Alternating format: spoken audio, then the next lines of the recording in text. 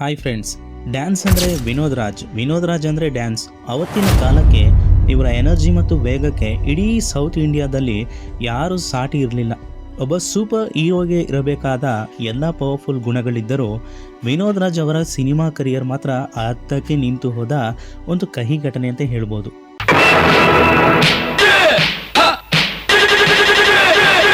ಯಾಕಂದರೆ ಈ ವಿಷಯವನ್ನು ಕೇಳಿದ್ರೆ ನೀವು ನಿಜಕ್ಕೂ ಶಾಕ್ ಆಗ್ತೀರಾ. ಅಷ್ಟಕ್ಕೊಂದು ಗಾಂಧಿನಗರದ ಗಲ್ಲಿಗಳಲ್ಲಿ ನಡೆದ ವಿಚಾರಗಳೇನು ಗೊತ್ತಾ? ಬೆಂಕಿ ಥರ ಬೆಳೆತಿದ್ದ ಈ ಪ್ರತಿಭೆಯನ್ನು ಚಿತ್ರರಂಗದ ಒಳಗುಂಪು ಒಂದು ರಾಜಕೀಯ ವ್ಯವಸ್ಥಿತವಾಗಿ ತುಳಿದು ಹಾಕಲಾಯಿತು. ಇವತ್ತಿನ ವಿಡಿಯೋದಲ್ಲಿ ನಾವು ವಿನೋದ್ ರಾಜ್ ಅವರ ಅಬ್ಬರದ ಎಂಟ್ರಿ ಮತ್ತು ಅವರ ಬೆಳವಣಿಗೆಯನ್ನು ತಡೆದ ಅಘೋರ ಕುತಂತ್ರದ ಬಗ್ಗೆ ಕಂಪ್ಲೀಟ್ ಮಾಹಿತಿಯನ್ನು ನೋಡೋಣ. ಕಲೆಗೆ ಬೆಲೆ ಕೊಡದೆ ದ್ವೇಷ, ಅಸೂಯೆ, ಹೊಟ್ಟೆ ಕಿಚ್ಚಿನ ಜನರ ಮಧ್ಯದಲ್ಲಿ ನಾನಿನ್ ಮೇಲೆ ಡ್ಯಾನ್ಸ್ ಮಾಡೋದಿಲ್ಲ, ಯಾವ ಪ್ರೋಗ್ರಾಮು ಕೊಡೋದಿಲ್ಲ. ಫ್ರೆಂಡ್ಸ್, ಈ ವಿಡಿಯೋ ತುಂಬಾ ಇಂಟ್ರೆಸ್ಟಿಂಗ್ ಆಗಿರ್ತದೆ. ಹಾಗಾಗಿ ನೀವು ಕೂಡ ವಿನೋದ್ ರಾಜ್ ಅವರ ಫ್ಯಾನ್ ಆಗಿದ್ರೆ ವಿಡಿಯೋ ಖಂಡಿತ ಒಂದು ಲೈಕ್ ಮಾಡಿ, ಹಾಗೆ ವಿಡಿಯೋವನ್ನು ಸ್ಕಿಪ್ ಮಾಡದೆ ಕೊನೆ ತನಕ ನೋಡಿ. ಹಾಗಾದರೆ ತಡ ಯಾಕೆ, let's get into start the video.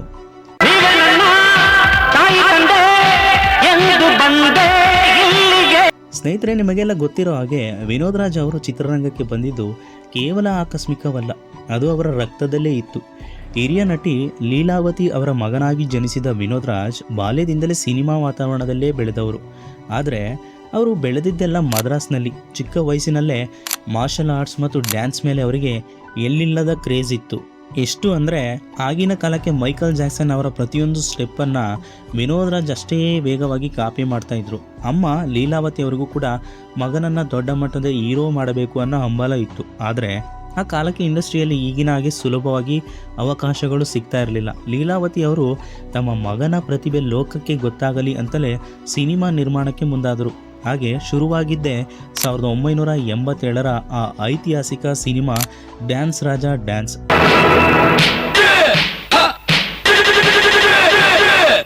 ಈ ಸಿನಿಮಾ ಶುರುವಾದಾಗ ಯಾರಿಗೂ ಗೊತ್ತಿರಲಿಲ್ಲ ಇದು ಇತಿಹಾಸ ಸೃಷ್ಟಿಸುತ್ತೆ ಅಂತ.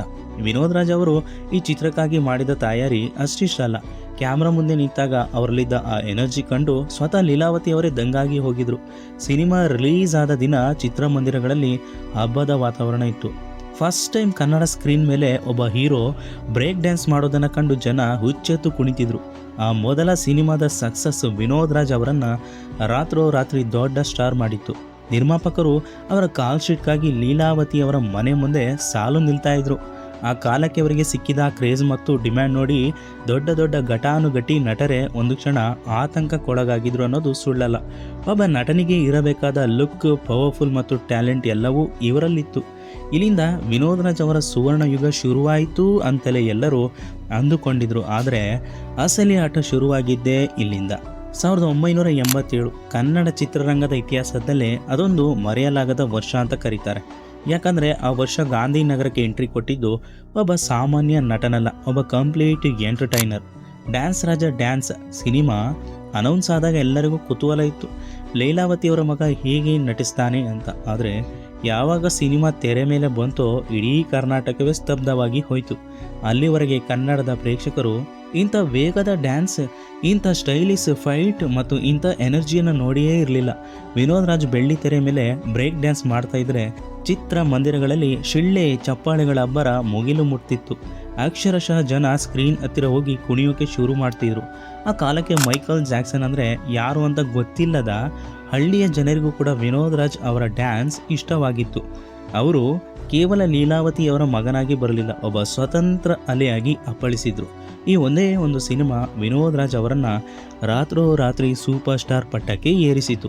ಅವರ ಹೇರ್ ಸ್ಟೈಲ್, ಅವರು ಹಾಕುತ್ತಿದ್ದ ಕಲರ್ಫುಲ್ ಬಟ್ಟೆಗಳು ಅಂದಿನ ಯುವಕರ ಕ್ರೇಜ್ ಆಗಿಬಿಟ್ಟಿತ್ತು.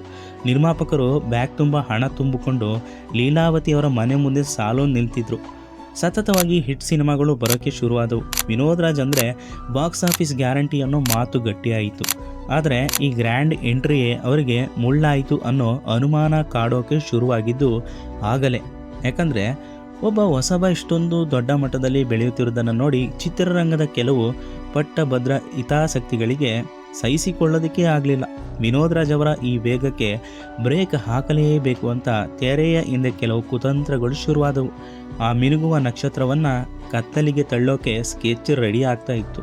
ಆದರೆ ಗೆಳೆಯರಿಗೆ ಯಾವ ವೇಗದಲ್ಲಿ ವಿನೋದ್ ರಾಜ್ ಬೆಳೆದು ನಿಂತಿದ್ರೋ ಅದೇ ವೇಗದಲ್ಲಿ ಅವರನ್ನು ಕೆಳಕ್ಕೆ ತಳ್ಳುವ ಕೆಲಸ ಕೂಡ ಶುರುವಾಗಿತ್ತು. ಹೌದು, ವಿನೋದ್ ರಾಜ್ ಅವರ ಅತಿ ದೊಡ್ಡ ಶತ್ರು ಯಾರು ಗೊತ್ತಾ? ಅದು ಅವರದ್ದೇ ಪ್ರತಿಭೆ, ಅವರ ಆ ಮಿತಿ ಮೀರಿದ ವೇಗ, ಆ ಅದ್ಭುತ ಡ್ಯಾನ್ಸ್ ಮತ್ತು ಆ್ಯಕ್ಷನ್. ಅದನ್ನು ಕಂಡು ಅಂದಿನ ಕಾಲದ ಕೆಲವು ಪ್ರಭಾವಿ ವ್ಯಕ್ತಿಗಳಿಗೆ ನಡುಕ ಶುರುವಾಗಿತ್ತು. ಒಬ್ಬ ಹೊಸ ಹುಡುಗ ಬಂದು ಇಡೀ ಇಂಡಸ್ಟ್ರಿಯನ್ನು ಆವರಿಸಿಕೊಂಡ್ರೆ ನಮ್ಮ ಕತೆ ಏನು ಅನ್ನೋ ಆತಂಕ ಅವರನ್ನು ಕಾಡಿತ್ತು.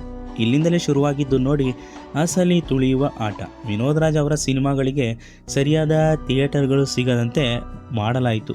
ದೊಡ್ಡ ಬ್ಯಾನರ್ಗಳು ಅವರಿಗೆ ಆಫರ್ ನೀಡದಂತೆ ತೆರೆಯ ಹಿಂದೆ ಬೆದರಿಕೆಗಳು ಮತ್ತು ಒತ್ತಡಗಳನ್ನು ತರಲಾರಂಭಿಸಿದರು.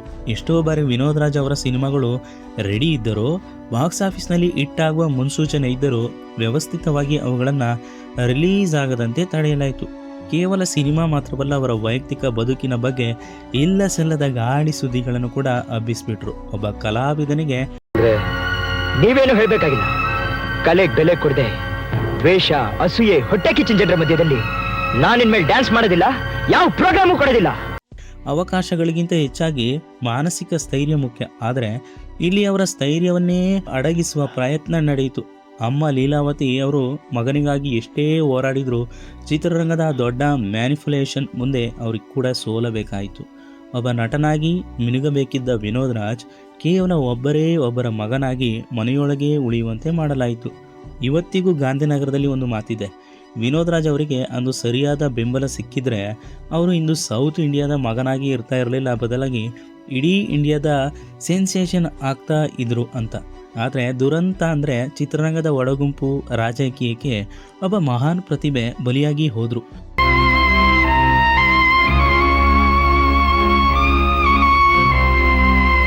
ಒಬ್ಬ ಹೀರೋ ಆಗಿ ಮೆರೆಯಬೇಕಿದ್ದ ರಾಜಕುಮಾರ ಅವಕಾಶಗಳಿಲ್ಲದೆ ಚಿತ್ರರಂಗದ ಕರಾಳ ಮುಖಕ್ಕೆ ಸಾಕ್ಷಿಯಾಗಿ ನಿಂತರು.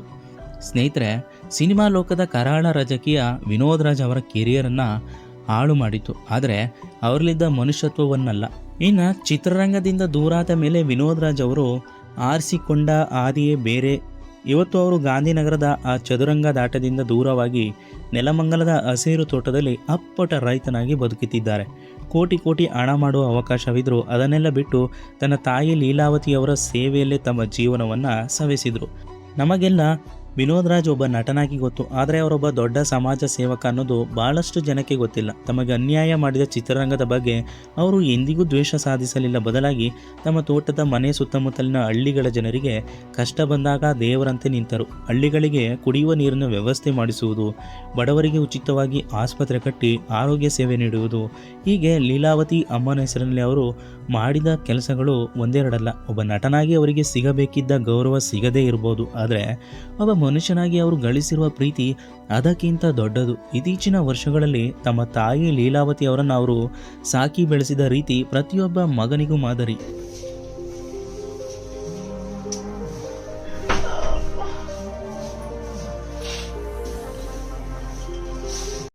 ಅಮ್ಮನ ಪ್ರತಿ ಹೆಜ್ಜೆಯಲ್ಲೂ ನೆರಳಾಗಿ ನಿಂತು ಅವರ ಕೊನೆಯ ಕ್ಷಣದವರೆಗೂ ತಾಯಿಯ ಸೇವೆಯಲ್ಲೇ ಸುಖ ಕಂಡವರು ಈ ವಿನೋದ್ ರಾಜ್. ಲೀಲಾವತಿ ಅಮ್ಮ ತೀರಿಕೊಂಡಾಗ ವಿನೋದ್ ರಾಜ್ ಅವರು ಮಗುವಿನಂತೆ ಅತ್ತ ದೃಶ್ಯ ಕನ್ನಡಿಗರ ಕಣ್ಣುಗಳಲ್ಲಿ ಇಂದಿಗೂ ಒದ್ದೆ ಮಾಡುತ್ತವೆ. ಸಿನಿಮಾ ಎಂಬ ಮಾಯಾಲೋಕ ಇಂದು ವಿನೋದ್ ರಾಜ್ ಅವರನ್ನು ಮರೆತಿರಬಹುದು, ಆದರೆ ಕರ್ನಾಟಕದ ಜನತೆ ಅವರನ್ನು ಮರೆತಿಲ್ಲ. ಇಂದು ಅವರು ಆಡಂಬರದ ಬದುಕಿನಿಂದ ದೂರವಿದ್ದರೂ ನೆಮ್ಮದಿಯ ಜೀವನ ನಡೆಸುತ್ತಿದ್ದಾರೆ. ಬೆಳ್ಳಿ ತೆರೆಯ ಮೇಲೆ ಮಿನುಗಬೇಕಿದ್ದ ರಾಜಕುಮಾರ ಇಂದು ಜನರ ಹೃದಯದ ರಾಜನಾಗಿ ಉಳಿದಿದ್ದಾರೆ. ತಮಗಾದ ಅನ್ಯಾಯವನ್ನು ಮೆಟ್ಟಿ ನಿಂತು ಒಬ್ಬ ಶ್ರೇಷ್ಠ ವ್ಯಕ್ತಿಯಾಗಿ ಬದುಕುತ್ತಿರುವ ವಿನೋದ್ ರಾಜ್ ಅವರ ಬದುಕು ನಮ್ಮೆಲ್ಲರಿಗೂ ಒಂದು ದೊಡ್ಡ ಪಾಠ ಅಂತ ಹೇಳ್ಬೋದು.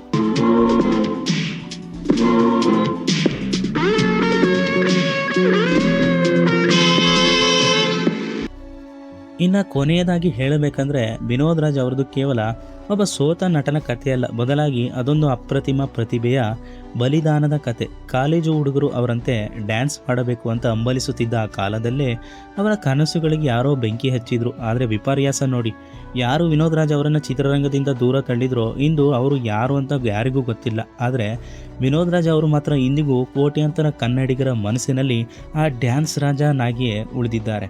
ಬದುಕಿನ ಉದ್ದಕ್ಕೂ ಅಮ್ಮನ ನೆರಳಲ್ಲೇ ಬೆಳೆದ ಈ ಮಗ ಅಮ್ಮನನ್ನು ಕಳೆದುಕೊಂಡ ಮೇಲೆ ಅನುಭವಿಸುತ್ತಿರುವ ಆ ಒಂಟಿತನ ಯಾರಿಗೂ ಬೇಡ, ನನ್ನನ್ನು ಬೆಳೆಯಲು ಬಿಡಲಿಲ್ಲ ಎಂದು ಅವರು ಹೇಳುವಾಗ ಅವರ ಕಣ್ಣಲ್ಲಿ ಕಾಣುವ ಆ ನೋವು ಕೇವಲ ಒಬ್ಬ ನಟನ ನೋವಲ್ಲ, ಅದು ಈ ಚಿತ್ರರಂಗದ ವ್ಯವಸ್ಥೆಯ ವಿರುದ್ಧದ ಮೌನ ಆಕ್ರೋಶ. ಆದರೂ ಇವತ್ತು ಅವರು ನೆಮ್ಮದಿಯಾಗಿದ್ದಾರೆ. ತಾಯಿಯ ನೆನಪಿನಲ್ಲಿ ಹಸಿರು ತೋಟದ ಮಡಿಲಲ್ಲಿ ಜನರ ಸೇವೆಯಲ್ಲಿ ಸುಖ ಕಾಣ್ತಿದ್ದಾರೆ. ಸೊ ಸ್ನೇಹಿತರೆ, ವಿನೋದ್ ರಾಜ್ ಅವರಿಗೆ ಒಂದು ಅನ್ಯಾಯವಾಗಿದ್ದು ನಿಜ ಅನಿಸುತ್ತೆ. ಒಂದು ವೇಳೆ ಅವರು ಅಂದು ಇಡೀ ಇಂಡಿಯಾದ ಸೂಪರ್ ಸ್ಟಾರ್ ಆಗಿದ್ರೆ ಇವತ್ತು ಕನ್ನಡ ಚಿತ್ರರಂಗದ ರೇಂಜ್ ಹೇಗಿರ್ತಿತ್ತು? ನಿಮ್ಮ ಅಭಿಪ್ರಾಯವನ್ನು ಅಥವಾ ನಿಮ್ಮ ಅನಿಸಿಕೆಯನ್ನು ನಮ್ಮ ಕಮೆಂಟ್ ಬಾಕ್ಸಲ್ಲಿ ತಿಳಿಸಿ. ಅಷ್ಟೇ ಅಲ್ಲ, ಒಬ್ಬ ನಟನಿಗಿಂತ ಹೆಚ್ಚಾಗಿ ಒಬ್ಬ ಶ್ರೇಷ್ಠ ಮಗನಾಗಿ ತಾಯಿಯನ್ನು ಸಾಕಿ ಸಲಹಿದ ಆ ಮಹಾನ್ ಕಲಾವಿದನಿಗೆ ಈ ವಿಡಿಯೋ ಮೂಲಕ ನಾವೆಲ್ಲರೂ ಒಂದು ಸೆಲ್ಯೂಟ್ ಹೊಡೆಯೋಣ. ಸ್ನೇಹಿತರೆ, ಈ ವಿಡಿಯೋ ಇಷ್ಟ ಆದರೆ ಖಂಡಿತ ಒಂದು ಲೈಕ್ ಮಾಡಿ, ಹಾಗೆ ವಿಡಿಯೋವನ್ನು ಶೇರ್ ಮಾಡಿ. ಇದೇ ರೀತಿ ಇಂಟ್ರೆಸ್ಟಿಂಗ್ ಟಾಪಿಕ್ ಆಗಿ ನೀವಿನ್ನು ನಮ್ಮ ಚಾನಲನ್ನು ಸಬ್ಸ್ಕ್ರೈಬ್ ಮಾಡಿಲ್ಲ ಅಂದರೆ ಈ ಕೂಡಲೇ ಕೆಳಗಡೆ ಕಾಣುವ ರೆಡ್ ಬಟನ್ ಮೇಲೆ ಕ್ಲಿಕ್ ಮಾಡಿ ಸಬ್ಸ್ಕ್ರೈಬ್ ಮಾಡಿ. ಹಾಗೆ ಪಕ್ಕದಲ್ಲಿರುವ ಬೆಲ್ ಐಕಾನ್ ಮೇಲೆ ಕ್ಲಿಕ್ ಮಾಡಿ ಆಲ್ ವಿಡಿಯೋಸ್ ಎಂದು ಸೆಲೆಕ್ಟ್ ಮಾಡಿ. Thanks for watching video.